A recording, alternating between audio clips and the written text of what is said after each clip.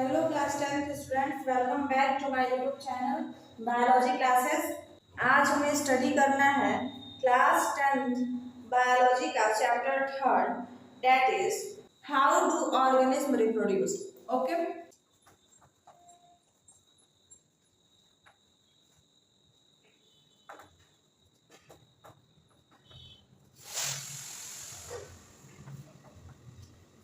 तो देखिए इस चैप्टर को स्टार्ट करने से पहले और स्टडी स्टार्ट करने से पहले मैं आप लोगों से एक बात क्लियर कर देना चाहती हूँ कि अगर आप लोगों ने अब तक चैनल को सब्सक्राइब नहीं किया है तो प्लीज आप लोग चैनल को सब्सक्राइब कर दिए, ठीक है। और शेयर भी करिए अपने सभी क्लासमेट्स को, इवन क्लास 9 to 12 तक के जितने भी स्टूडेंट्स आपके कांटेक्ट में सबको शेयर करिए, ठीक है। How do organism reproduce, organism reproduce कैसे करते हैं, ठीक है।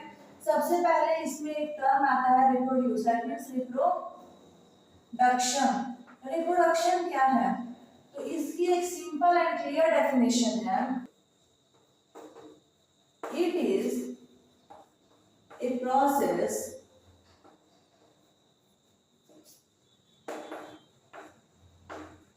in which an organism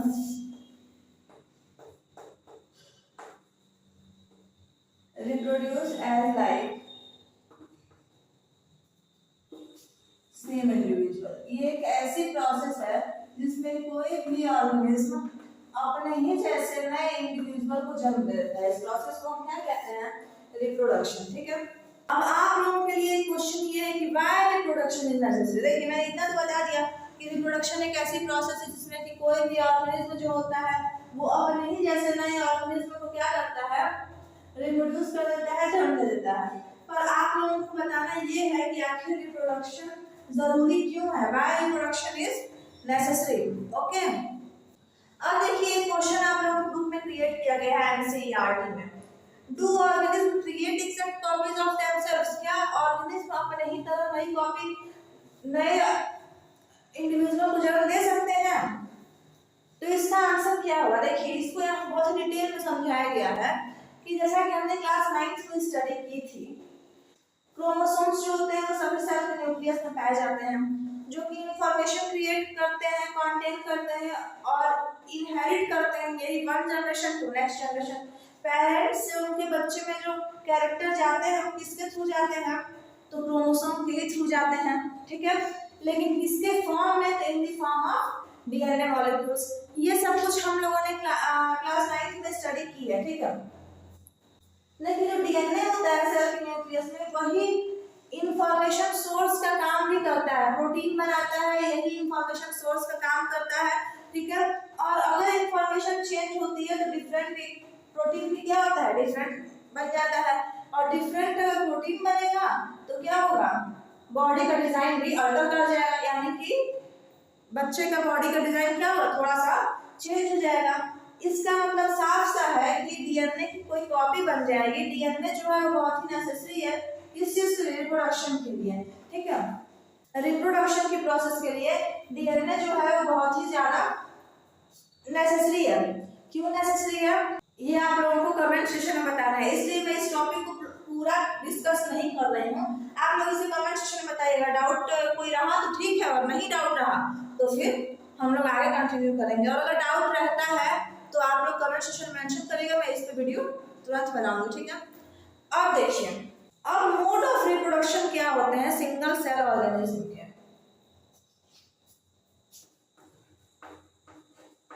mode of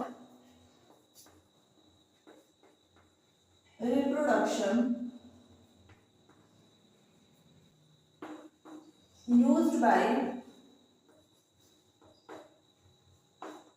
single cell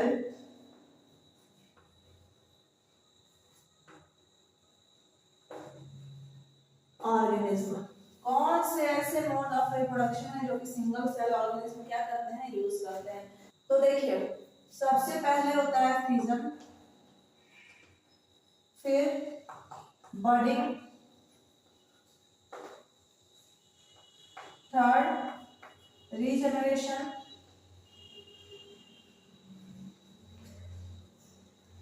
fourth fragmentation,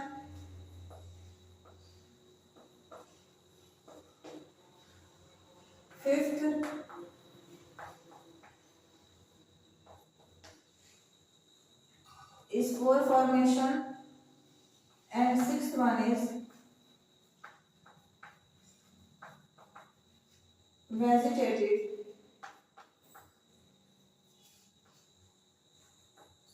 propagation।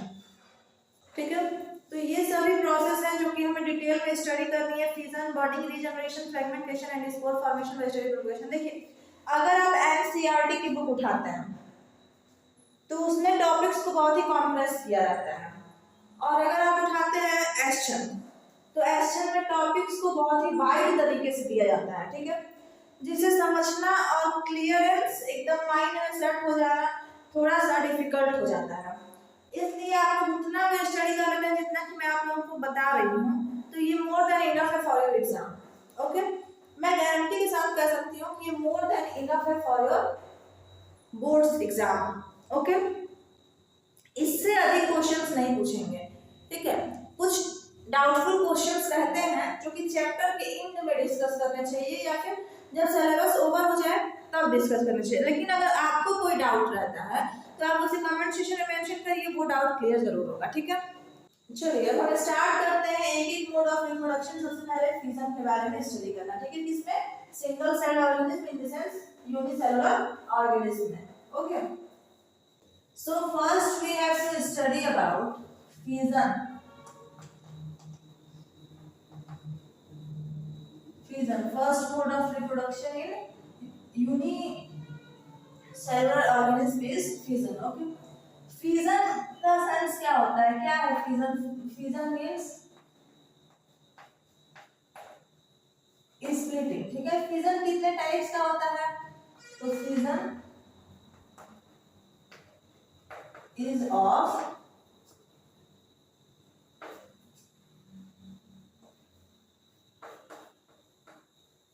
two types। Okay, first one is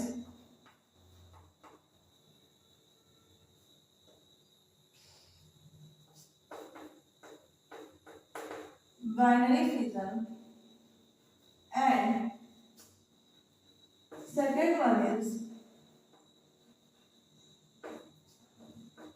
multiple fission। Okay, तो हम सबसे पहले स्टार्ट करते हैं बाइनरी फिजन के बारे में। ओके, बाइनरी फिजन के बारे में हम स्टडी कर लेते हैं एंड देन मल्टीपल फिजन। ठीक है, तो बाइनरी फिजन क्या होता है? इसमें एक ऑर्गेनिज्म स्प्लिट होता है और टू ऑर्गेनिज्म का फॉर्मेशन करता है। देखिए, आप एक चीज को हमेशा ध्यान रखिएगा कि जो भी मोड ऑफ रिप्रोडक्शन है यूनिसेलुलर ऑर्गेनिज्म में, उसमें कभी भी पेरेंट बॉडी की डेथ नहीं होती है।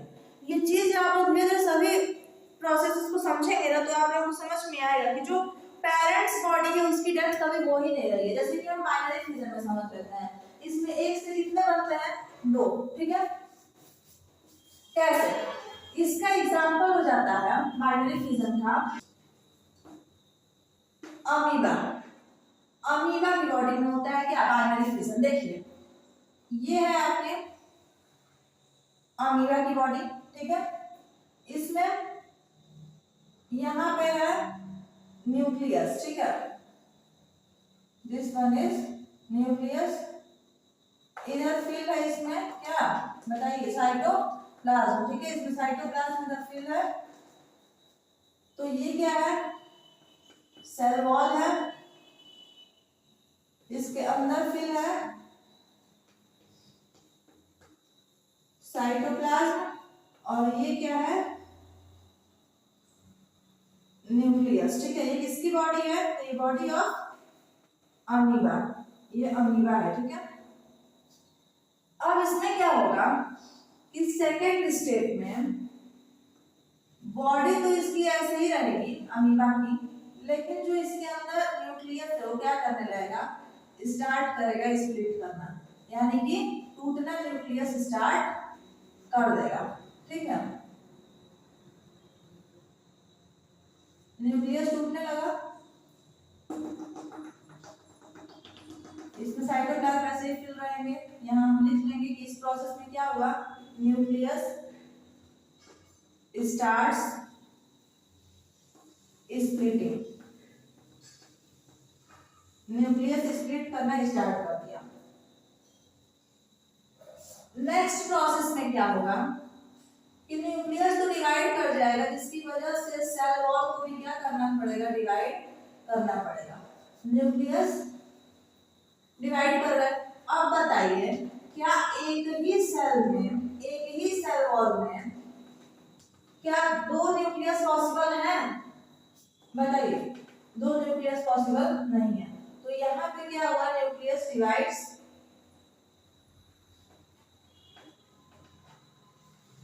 और यहां हम देख पाएंगे कि सेल वॉल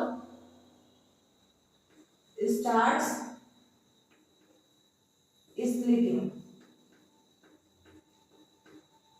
यही हुआ है ना। अब देखिए, अब नेक्स्ट प्रोसेस, नेक्स्ट स्टेप में क्या होगा कि दो अलग अलग सेल वॉल के साथ क्या हो जाएंगे, अमीबा बनके तैयार हो जाएंगे। सिंपल सी बात है, दो अलग अलग अमीबा बनके तैयार हो गए।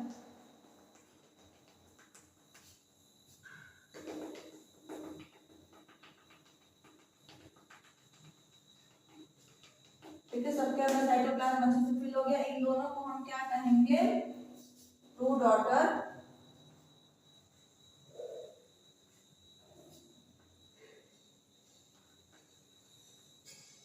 अमीबा, अमीबे। ठीक है, देखिए ये थी पूरी प्रोसेस किसकी, बाइनरी फिजन की। तो बाइनरी फिजन की प्रोसेस क्या होती है, क्लियर हुई। बाइनरी फिजन में एग्जांपल होता है amoeba. In first step a cell wall containing nucleus as well as cytoplasm. Then nucleus start splitting.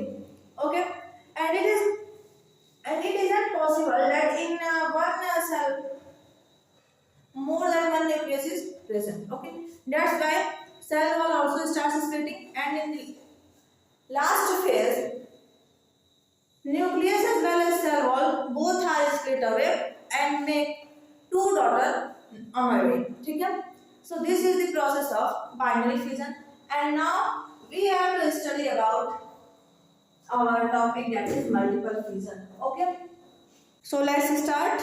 Okay, so now we have to study about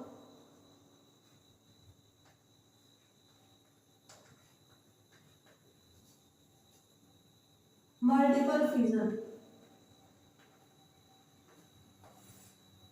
इसका example क्या होता है,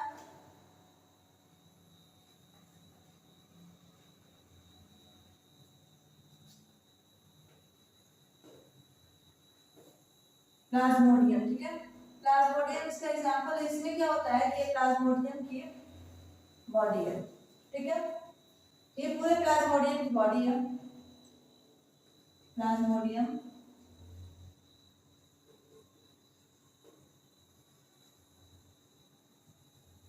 बॉडी। ठीक है, इसके अंदर क्या प्रेजेंट है, सेल। ये प्रेजेंट है सेल। इसके अंदर प्रेजेंट है यहाँ पे न्यूक्लियस, और इसके साइड साइड में ये जिलेटिनस सब्सटेंस प्रेजेंट है, दैट इज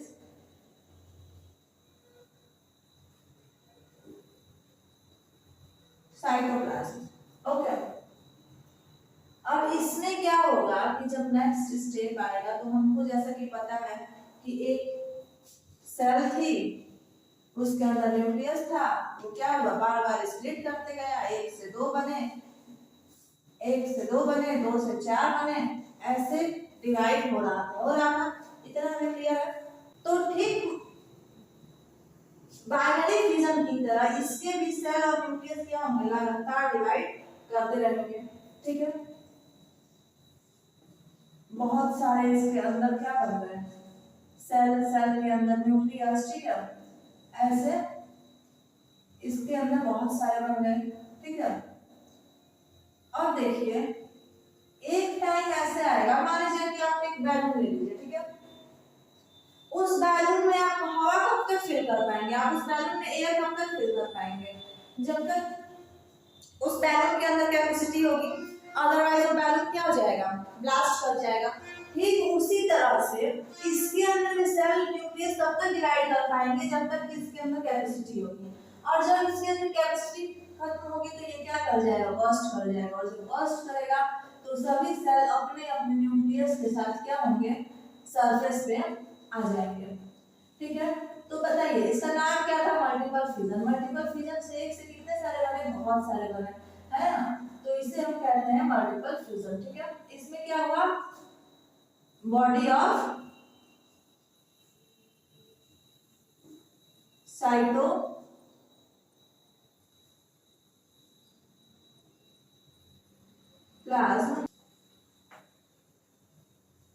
बर्स्ट, साइटोप्लाज्म की बॉडी क्या हुई, बर्स्ट हो गई। ठीक है, and more than 2 plasmodium is released। फिर इनके अंदर भी सेम वही प्रोसेस होगी, सेम वैसे ही डिवीजन होते रहेंगे, एक टाइम पे बॉडी बर्स्ट होगी और बहुत सारे प्लाज्मोडियम रिलीज हो जाएंगे। ठीक है, इतना क्लियर है, फ्यूजन क्लियर हो गया। देखिए सेकंड प्रोसेस होती है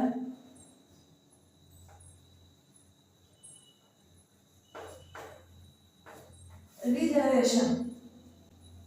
रीजनरेशन का एग्जांपल कौन होता है, प्लेनेरिया। देखिए मैं इसमें आप लोगों को इतना क्लियर करना चाहती हूँ, जैसे कि देखिए ये एग्जांपल तो नहीं है पर एज ए हिंट मैं क्लियर करना चाहती हूँ कि आप लोग छिपकली को देखें, छिपकली की पूंछ क्या हो जाती है, कट जाती है, और कुछ टाइम के बाद देखेंगे आप तो वो अपनी पूंछ को क्या करती है, फिर से डेवलप करा लेती है। ठीक है, हमारे हेयर्स हैं, हेयर्स क्या होते हैं, कट हो जाते हैं और फिर से वो डेवलप करते हैं, हमारे नेल्स फिर से डेवलप कर जाते हैं, तो रीजनरेट कर जाते हैं, तो यही प्रोसेस रीजनरेशन होती है। लेकिन हम यहाँ पढ़ रहे हैं यूनिसेलुलर ऑर्गेनिज्म के बारे में, ऐसे ऑर्गेनिज्म जो कि क्या है, सिंगल सेल है। तो देखिए इनमें क्या होता है कि मान लीजिए कि ये प्लानेरिया की बॉडी थी, ठीक है, ये बॉडी क्या हुई, ये प्लानेरिया की बॉडी है, किसी वजह से बॉडी स्प्लिट कर गई। ठीक है, जैसे ही ये बॉडी स्प्लिट करेगी, देखिए स्प्लिट की तो एक आपका ये पार्ट हो गया, अगला पार्ट क्या हुआ, कुछ ऐसा पार्ट है आपका अगला, ठीक, और थर्ड पार्ट कैसा है, तो कुछ ऐसा है ना। तो इसमें क्या होगा, तो इसमें क्या होगा कि यहाँ पे 3 पार्ट बन गए। अब इसमें सेम वही प्रोसेस होगी कि अपने अपने बॉडी पार्ट, जैसे कि ये है तो इसको आगे में इतना और चाहिए, तो इसको ये क्या कर जाएगा, डेवलप करा जाएगा। ठीक है, ये डेवलप कर लेगा और डेवलप करके नया प्लानेरिया बना लेगा। ठीक है, ये तो इसका पुराना बनाया जुड़ गया और बाकी ये नया बना लिया। ठीक है, सेम वैसे ये इसका हो गया, सेम वैसे इसका भी होगा, ये भी एक नया प्लानेरिया बना लेगा, है ना। ये वाला पार्ट तो इसका इसी का था और बाकी इसने अपना रीजनरेट कर लिया, और सेम इसका भी हो जाएगा ऐसे ही कि बाकी तो पार्ट इसका अपना था और जो बचा, जो रीजनरेट हुआ था या फिर किसी वजह से टूट गया था, स्प्लिट हो गया था, इसको इसने खुद से बना लिया। ठीक है, तो देखिए ये है रीजनरेशन। ठीक है, रीजनरेशन और फ्रेगमेंटेशन में बच्चे बहुत ज्यादा कंफ्यूज जाते हैं क्योंकि कुछ एक ही टाइप की प्रोसेस होती है, लेकिन आप कभी से ध्यान रखिए कि रीजनरेशन में बॉडी पार्ट कट तो हुए, बॉडी पार्ट्स कट तो हुए हैं, लेकिन वो फिर से अपने बॉडी पार्ट्स को क्या कर रहे हैं, रीजनरेट कर रहा है। ठीक है, अपने बॉडी पार्ट्स को फिर से रीजनरेट कर रहा है, उन्हीं बॉडी पार्ट्स को। ऐसा नहीं है कि इसने कुछ और अपना अलग से बॉडी पार्ट किसी और से ज्वाइन किया है। ठीक है, ऐसा बिल्कुल नहीं है, इसने वही बॉडी पार्ट को, मतलब खुद की कैपेसिटी होती है प्लानेरियाज के अंदर कि अपने बॉडी पार्ट को फिर से क्या कर सके, रीजनरेट कर सके। ठीक है, अब हमें समझना है फ्रेगमेंटेशन। थर्ड प्रोसेस होती है फ्रेगमेंटेशन, थर्ड प्रोसेस है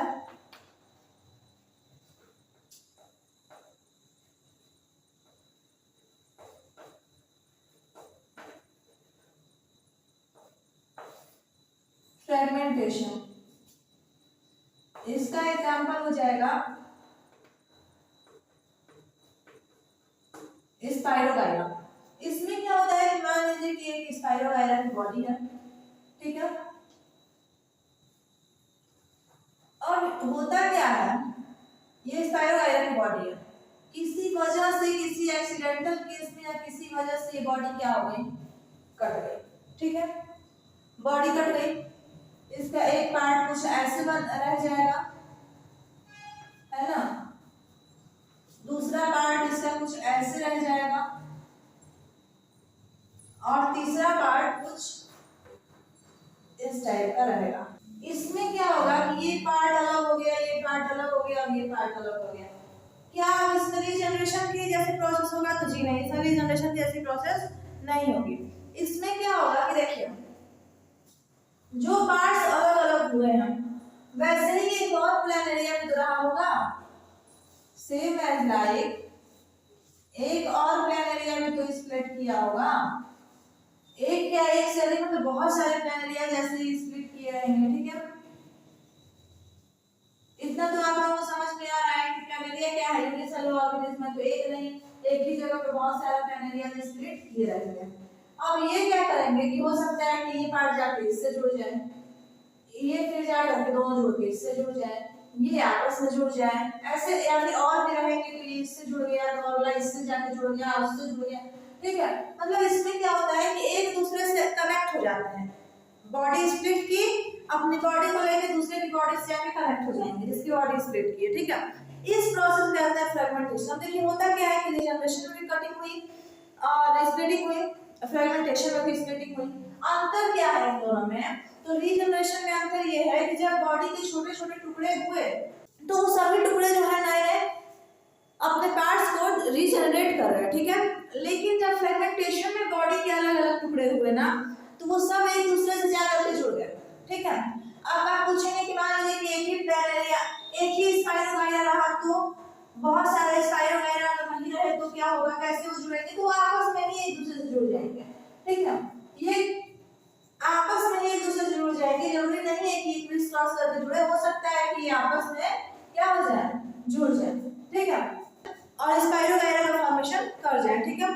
तो ये बहुत ही बड़ा डिफरेंस है किसके बीच में, रीजनरेशन और फ्रेगमेंटेशन के बीच में। इनके एग्जांपल से नाम कुछ कुछ एक ही तरीके के हैं, प्लान एरिया एंड स्पाइरोगाइरा, तो कंफ्यूज नहीं होना है। रीजनरेशन का एग्जांपल होता है प्लान एरिया, ठीक है, प्लान एरिया में क्या होता है, स्प्लिटिंग तो होती है और स्प्लिटिंग होने के बाद जो बॉडी पार्ट्स होते हैं वो अपने नए पार्ट्स क्या करते हैं, अपने बाकी बचे हुए पार्ट जो कट हो चुके हैं उनको रीजनरेट कर जाते हैं, फिर से डेवलप करा जाते हैं। लेकिन फ्रेगमेंटेशन का जो एग्जांपल स्पाइरोगाइरा है उसमें क्या होता है कि स्पाइरोगाइरा की जब बॉडी कट होती है तो वो या तो आपस में इंटरकनेक्ट हो जाते हैं या फिर एक दूसरे से जा करके एक दूसरे की बॉडी पार्ट से जा करके इंटर मिक्स हो जाते हैं, ठीक है। तो फ्यूजन, रीजनरेशन और फ्रेगमेंटेशन आई होप आप लोगों को क्लियर हो गया होगा। अब तक अगर आप लोगों ने चैनल को सब्सक्राइब नहीं किया है तो please you have to must subscribe this YouTube channel, okay okay, तो आप लोग चैनल को सब्सक्राइब करिए और शेयर करिए क्लास 9 से 12 तक के जो भी स्टूडेंट्स आपको कांटेक्ट में है, ठीक है। तो देखिए फ्रेगमेंटेशन अब कंप्लीट हो गया, अब हमें स्टार्ट करना है बॉडिंग के बारे में। Fourth point is bonding, point fourth,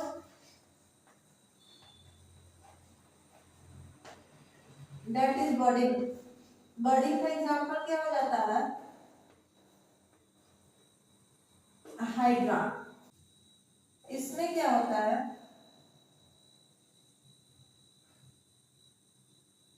ये किसकी बॉडी है, हाइड्रा की, ठीक है। नेक्स्ट स्टेप में क्या हुआ कि हाइड्रा की बॉडी तो वैसे ही रह जाएगी पर उसके साइड में एक बर्ड लाइक स्ट्रक्चर का फॉर्मेशन हो जाएगा, ठीक है। और नेक्स्ट स्टेप में इसमें क्या हुआ कि bird like structure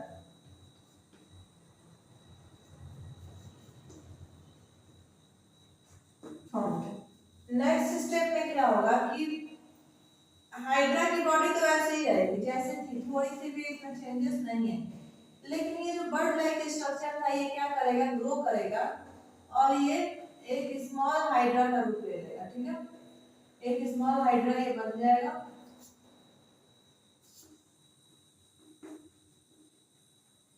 convert into small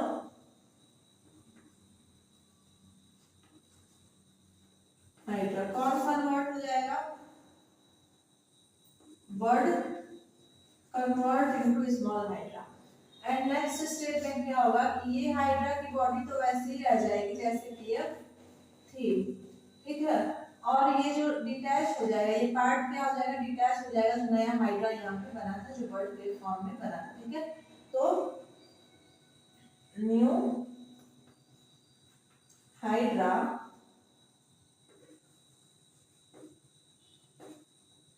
detached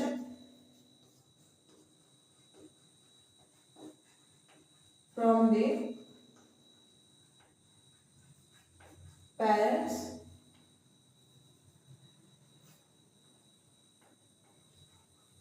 body, okay. तो ये है पूरी प्रोसेस किसकी? बर्डिंग की, ठीक है। बर्डिंग में क्या होगा? एग्जाम्पल हो जाता है हाइड्रा। हाइड्रा में सबसे पहले बर्ड लाइक स्ट्रक्चर का फॉर्मेशन होता है, and then bird like structure जो होता है वो कन्वर्ट हो जाता है एक छोटे से नए हाइड्रा में। और जब वो कन्वर्ट हो जाता है तो अपने पेरेंट्स बॉडी से क्या होता है? डिटैच कर जाता है, अलग हो जाता है और नए हाइड्रा का फॉर्मेशन कर देता है, ठीक है। इतना क्लियर हुआ? अब देखिए हमें समझना है स्पोर फॉर्मेशन के बारे में कि स्पोर फॉर्मेशन क्या होता है। फिफ्थ प्रोसेस है स्पोर फॉर्मेशन। स्पोर फॉर्मेशन में क्या होता है? इसका एग्जांपल हो जाता है bread mouth. Bread mouth that means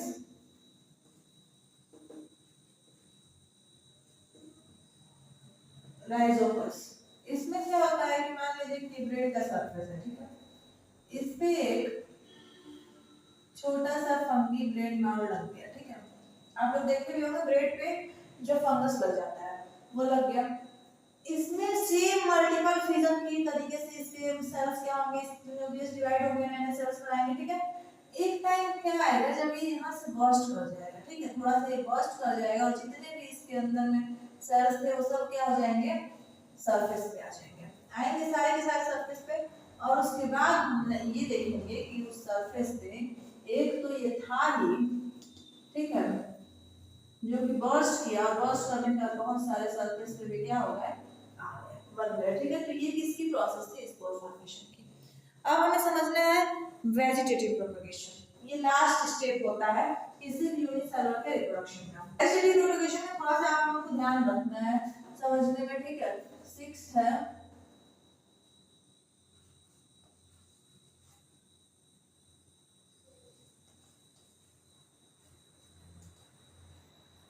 vegetative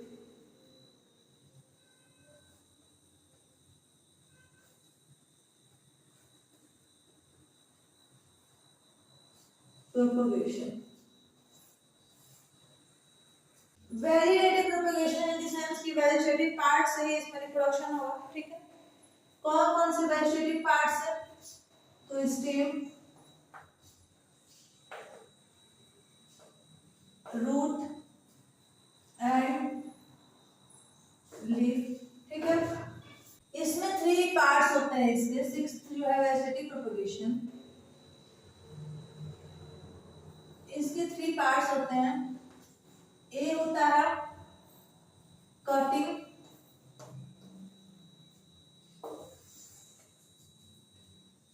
B is layering,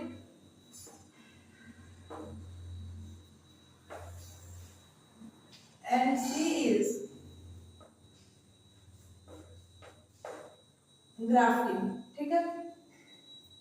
देखिए आप सोच रहे हो कि हाँ स्टेम के थ्रू तो हम लोग रोज प्लांट को लगा लेते हैं। अगर हम बात करें रूट के थ्रू, तो रूट के थ्रू हम हिबिस्कस को लगा लेते हैं, लेकिन लीफ के थ्रू हम किस प्लांट को लगाते हैं? लीफ के थ्रू एक ब्रायोफाइलम नाम का एक प्लांट आता है जिसकी लीफ को अगर आप तोड़ करके और कहीं पर डिग कर देते हैं या फिर इनफैक्ट अपनी बुक में भी रख लेते हैं ना, और उसे सिर्फ मॉइस्चर मिल जाता है तो उसमें से रूट्स और नई नई स्टेम्स लीव्स निकलने स्टार्ट हो जाती हैं। ठीक है, तो लीफ का एग्जांपल होता है ब्रायोफाइलम। मैं यहाँ पे नोट कर देती हूँ, स्टेम और रूट का तो आप लोग हमेशा जानते हैं, पर लीफ का एग्जांपल हो जाता है ब्रायो, सिर्फ लीफ का है। ठीक है, ब्रायो फाइलम। ठीक है, अब सुनिए कटिंग की प्रोसेस में क्या होता है। इसका एग्जांपल सिंपल सा हो जाएगा रोज, रोज प्लांट। इसमें क्या होता है कि हम किसी भी प्लांट की क्या करते हैं, स्टेम को कट करते हैं और कट करके सॉइल में डिग कर देते हैं। लेकिन किस शेप में हम कट करते हैं, तो वी शेप में हम कट करते हैं। ठीक है, वी शेप में अगर हम किसी भी प्लांट की स्टेम को कट करेंगे और कट करके सॉइल में डिग कर देंगे तो ये ग्रो कर जाती है। ठीक है, या फिर हम इसे ऐसे शेप में, ठीक है, साइड वी शेप में हम इसे कट कर सकते हैं और डिप कर सकते हैं। ठीक है, तभी ये ग्रो करती हैं। अब अगर हम बात करें कटिंग में कुछ वैसा कुछ खास था नहीं। अब अगर हम बात करें लेयरिंग की, तो लेयरिंग को थोड़ा ध्यान से समझिएगा। इसका एग्जांपल हो जाता है हिबिस्कस। हिबिस्कस यानी कि गुड़हल का फूल। ठीक है, इसमें क्या होता है कि मान लीजिए कि ये क्या है, पूरा मतलब एक प्लांट है। ठीक है, किसका, गुड़हल का।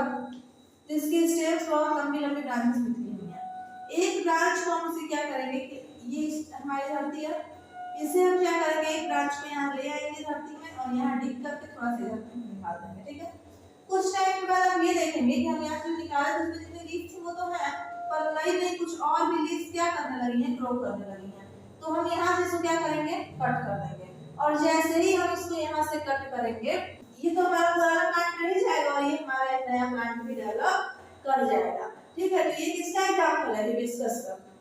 अब हम समझे अगर ग्राफ्टिंग था, तो ग्राफ्टिंग का एग्जांपल हो जाता है एप्पल, मैंगो, नीम, पीपल, ये सब। ठीक है, इसमें क्या होता है ना, मान लीजिए कोई एक ऐसा प्लांट है, कोई एक ऐसा प्लांट है जिसके ऊपर, ये मान लीजिए कोई प्लांट, ठीक है, कोई ट्री है, ये मान लीजिए कोई ट्री है जिसका होता क्या है कि नीचे का हिस्सा तो अच्छा है, इसका जो जड़ है और नीचे का जो तना है ये क्या है, बहुत ही अच्छा है, पर ऊपर ये फल नहीं देता है और सूखने भी लगता है, जबकि जड़ें इसकी काफी मजबूत है। और वहीं अगर हम बात करें एक ऐसा ट्री है जिसकी जड़ बहुत क्या है, कमजोर है, लेकिन फिर भी वो फल बहुत अच्छे दे रहा है, तो हम इस ट्री को बचाना चाहेंगे कि भाई ये तो फल अच्छा दे रहा है, तो ये हम इसे बचाना चाहेंगे। लेकिन वही है जिसकी बात करें, जिसकी जड़ हमें काम की लगी,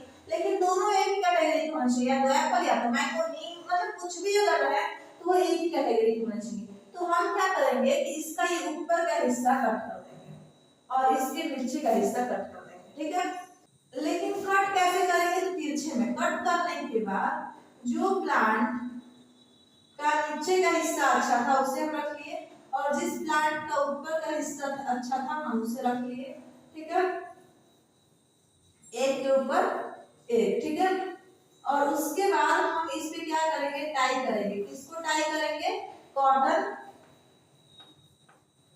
क्लॉथ को। लेकिन कैसे कॉटन क्लॉथ को, तो wet cloth, wet cotton cloth को। ठीक है, और इसमें हम क्या करेंगे,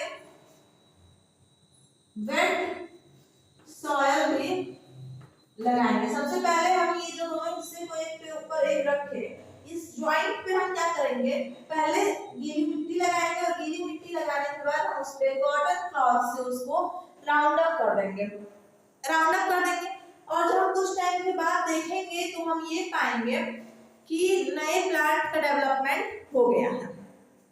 ठीक है, नए प्लांट का डेवलपमेंट हो गया है और उस प्लांट की रूट भी अच्छी है और स्टेम भी अच्छी है। ठीक है, फल भी अच्छे खासे दे रहा है। ये ऊपर वाले हिस्से को कहते हैं स्टॉक और नीचे वाले हिस्से को कहते हैं सायन। ऊपर वाले हिस्से को हम कहते हैं स्टॉक और नीचे के हिस्से को हम कहते हैं सायन। ठीक है, तो ये था all about vegetative propagation. I hope you all are clear with vegetative propagation. Okay, आप लोगों को डाउट भी नहीं होगा, मुझे इतने क्लियरेंस है। ठीक है, तो देखिए यूनिसेलुलर ऑर्गेनिज्म के बारे में तो हम लोगों ने आज स्टडी कर लिया। अब हमें स्टडी किसके बारे में करना है, तो मल्टी सेलुलर ऑर्गेनिज्म के बारे में। ठीक है, सबसे पहले हमें स्टडी करना है सेक्सुअल रिप्रोडक्शन क्या होता है, और फिर सेक्सुअल रिप्रोडक्शन प्लांट्स में, और उसके बाद सेक्सुअल रिप्रोडक्शन ह्यूमंस में। ठीक है, तो इन सबको हमें डिटेल स्टडी करना है। तो चलिए आज हम सेक्सुअल रिप्रोडक्शन की सिर्फ और सिर्फ हिंट ले लेते हैं, थोड़ा बहुत उसे पॉइंट आउट कर लेते हैं, और उसके बाद हम sexual reproduction in flowering plants का स्टार्ट करेंगे। ठीक है,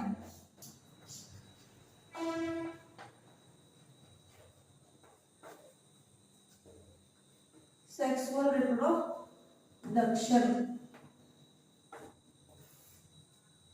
देखिए मुझे नहीं लगता है कि आप लोगों के लिए कोई नया चैप्टर होगा।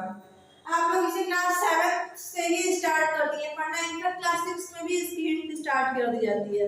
तो आप लोग के लिए कोई नया चैप्टर है नहीं, पर फिर भी अगर आप लोगों को इस चैप्टर में कोई डाउट रहता है तो आप लोग मुझे बताइएगा, वो डाउट क्लियर हो जाएगा। अगर इस वीडियो को देखने के बाद में आप लोग को प्रॉब्लम रहती है तो, नहीं तो मुझे इतना पता है कि मैं इस वीडियो में आप लोगों को मोर देन इनफ नॉलेज देने वाली हूँ। ठीक है, तो आप लोग इसे नोट डाउन भी करते रहिएगा, और अगर आप लोगों को हैंड रिटन नोट्स चाहिए होगा तो उसके लिए आप लोग कमेंट सेक्शन में मेंशन करिएगा, मैं आप लोगों को हैंड रिटन नोट्स भी प्रोवाइड करूंगी in the form of PDF. Okay, देखिए सेक्सुअल रिप्रोडक्शन क्या होता है, इसमें कितने पेरेंट्स इन्वॉल्व होते हैं, 2 पेरेंट्स इन्वॉल्व। ठीक, both male and female gametes are necessary। Male और फीमेल दोनों गैमेट्स क्या होते हैं, इसमें नेसेसरी होते हैं। अब यहाँ पे जो टर्म यूज हुआ है गैमेट्स, गैमेट्स क्या होते हैं, तो गैमेट्स को हम लोग गोनेड्स के नाम से भी जानते हैं, गोनेड्स या फिर सेक्स सेल्स। ठीक है, अब देखिए मेल गैमेट जो होता है, मेल गैमेट, अगर हम बात करें प्लांट्स की, तो प्लांट्स में मेल गैमेट को हम कहते हैं पॉलन ग्रेन, और एनिमल्स में, ह्यूमंस में क्या कहते हैं, स्पर्म। ठीक है, और अगर हम बात करें फीमेल गैमेट की, फीमेल गैमेट की, तो वो चाहे प्लांट हो या फिर एनिमल, सब में हम इसे कहते हैं ओवा या फिर एग। ठीक है, तो इतना क्लियर है। अब हमें स्टार्ट करना है sexual reproduction in flowering plants. Flowering plants में हमें सेक्सुअल रिप्रोडक्शन स्टार्ट करना है, समझना। So our next topic is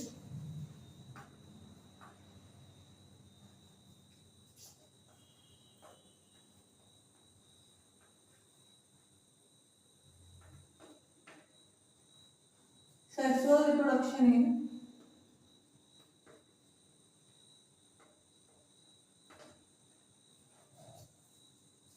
flowering plants।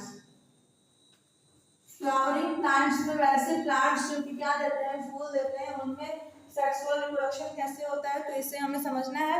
इसे हम समझेंगे अपने नेक्स्ट पार्ट में। ठीक है, तो इतना आप लोगों को आई होप क्लियर हो गया होगा। ठीक है, तो अगर कुछ भी कोई डाउट है, 1% भी कोई डाउट है, तो उसे आप लोग कमेंट सेक्शन में मेंशन करिएगा, डाउट आप लोगों को क्लियर कर दिया जाएगा। ठीक है, और हाँ, जो मैंने क्वेश्चन आप लोगों को स्टार्टिंग में पूछा है कि बाय रिप्रोडक्शन इज नेसेसरी, तो इस क्वेश्चन का आंसर आप लोगों के तरफ से मुझे चाहिए, ताकि मैं ये समझ सकूं कि आप लोगों को टॉपिक्स क्लियर हो रहे हैं या नहीं हो रहे हैं। ठीक है, ओके, तो शेयर करिए वीडियो को, जिससे कि आपके और भी जो फ्रेंड्स हैं उन्हें भी हेल्प हो सके, वो भी स्टडी कर सके। ठीक है, in the easy way. Okay, thank you.